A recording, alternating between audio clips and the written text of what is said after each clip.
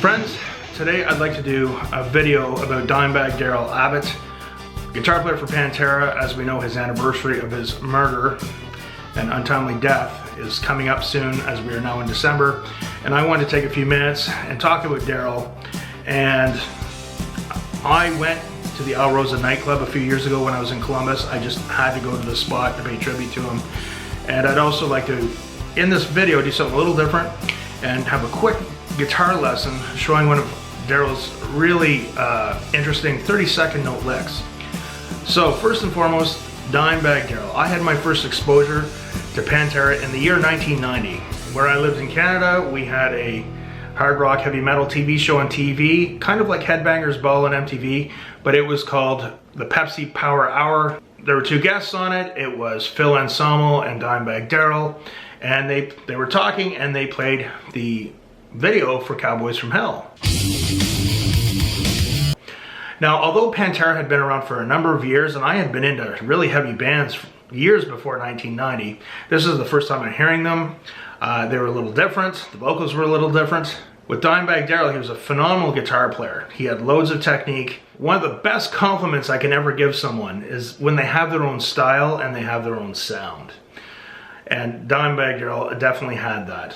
Of course, he was in the guitar magazines often. So Dimebag, of course, got a lot of attention for his guitar playing. Pantera became very popular. In fact, they were one of the few bands, heavy bands, that did really well in the 90s when a lot of heavy bands really suffered. The grunge era came in, the landscape changed, new metal came in, but Pantera was rocking hard in the 90s. But one of the things with Dimebag Darrell, I think we know, but we forget, he was an incredible songwriter. I understand with Pantera, they were all incredible musicians, incredible personalities, and they all contributed.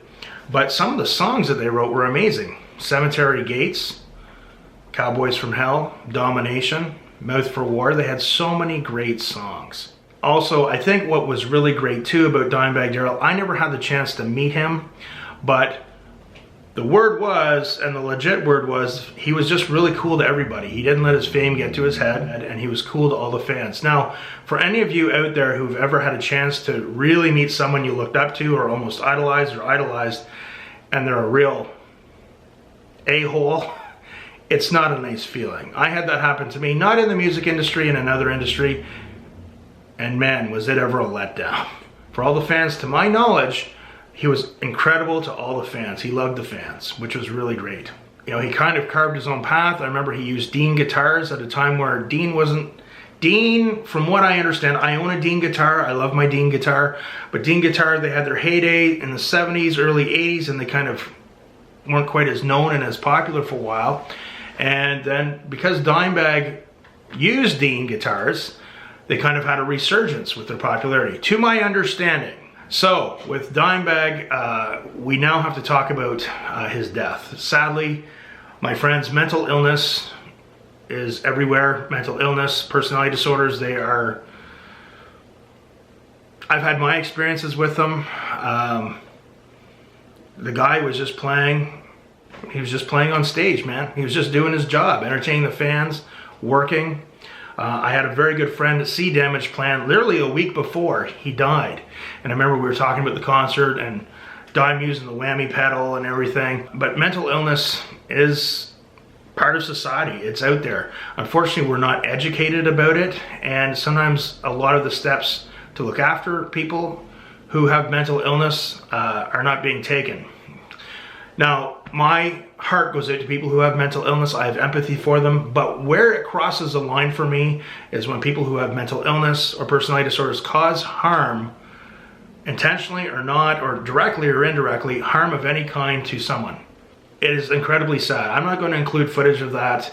Incredibly, incredibly sad. You can watch documentaries about what happened, but I want to also tell you guys about being famous. Now, I don't know, for those of you that are new to this channel, my channel is very new. Like literally in the lifespan of a YouTube channel, it's still being born. This channel is only a few months old, but for the people that have maybe, you know, tuned in and watched regularly, you might notice I don't mention my name a lot, and I don't push a lot about me personally on YouTube. Maybe a story for another day, but you guys know that I got out of the music industry, I burnt out, I was just heavy in it for many years. For a few years, I got into a completely different industry. And for a brief period of time, I had a YouTube channel. For a very small channel, I did okay. I had some videos that got a lot of views. I got sponsorships. I had a lot of good things were happening. YouTube changed the rules, and a lot of things changed in about 2017, 2018. And bingo, my channel got shut down. But the point I'm trying to make is sometimes we think in our head, if you're famous, that's going to be awesome. But when I was in this other industry, I had a few freaky things that happened to me, a few freaky incidents. Some people knew who I was, even though I had a small channel when I was far away from home. Ironically, some of the incidents happened in Columbus, Ohio, and it freaked me the hell out. So if you notice, I don't push a lot about me or personal stuff about me on my YouTube channel. Now, for someone who really needs to know or wants to know, it's not hard to find out some stuff about me. These incidents freaked me out, and I kind of really realized, man, I don't want to be famous. So in the guitar YouTube realm, when I see people like Marty Schwartz and some Stevie T and some of those channels that are really, really popular, I'm happy for them. I'm legitimately happy for them. For anyone, YouTube is very difficult. It's a slog. But at the same time, I think that would be terrifying to have that many subscribers and that many people know you. So I try to keep relatively anonymous and say, hey, I'm just trying to help everybody out there. So it's very sad, again, seeing mental illness affect someone like that and someone being murdered. Very, very sad, very, very tragic. And he was still young. As you guys know, I was a professional musician for a long time, and I am a metal guy.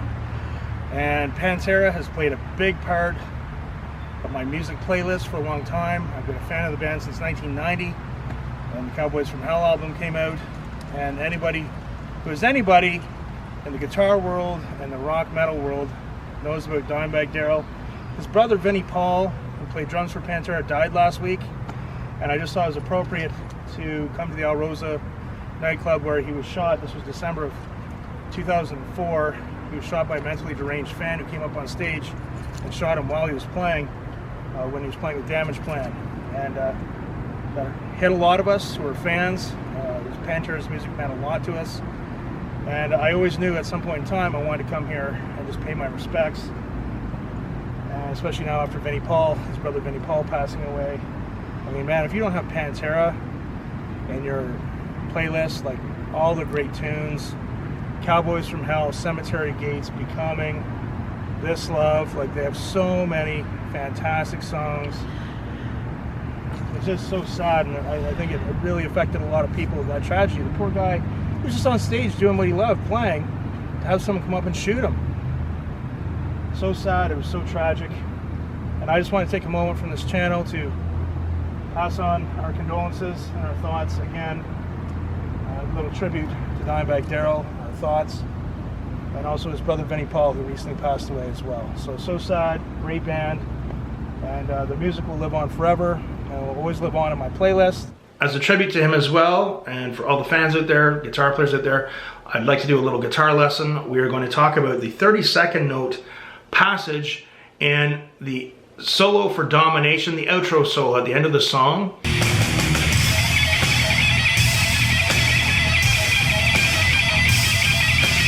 It's actually in a harmony, so there's a higher part and a lower harmony. For time's sake, we're just going to do the higher harmony part. So the thing to pay attention for here is that it's in 32nd notes. So meaning you're doing 8 notes evenly distributed, evenly divided within a beat. So normally a lot of people get used to counting 16th notes, 4 notes per beat. 1, 2, 3, 4, 1, 2, 3, 4, 1, 2, 3, 4, 1, 2, 3, 4. 32nd notes, it's a little bit tougher. 1, 2, 3, 4, 5, 6, 7, 8. 1, 2, 3, 4, 5, 6, 7, 8. 1, 2, 3, 4, 5, 6, 7, 8. And also use strict alternate picking. Use your first, second, and pinky finger. And here we go. So just remember, use a metronome to get it up to speed, or use some sort of solid time reference to slowly get it up to speed. And remember, it's in 32nd notes. So for every 1 BPM you turn the metronome up, you're going to notice the difference, because there's 8 notes involved in the lick. Okay. Every second time your pinky hits the 20, okay, so we have 20, 16, 15, okay. Click, click. So every second time, click, click, Quick. Quick.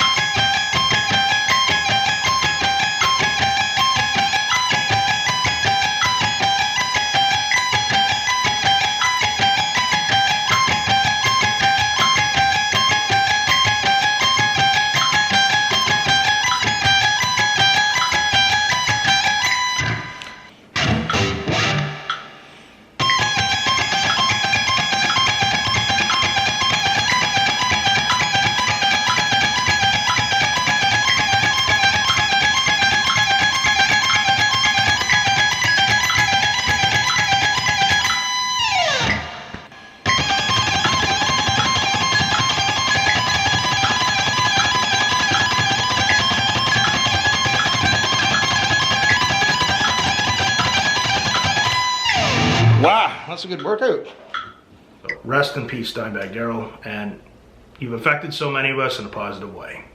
That is my tribute to Dimebag Darrell.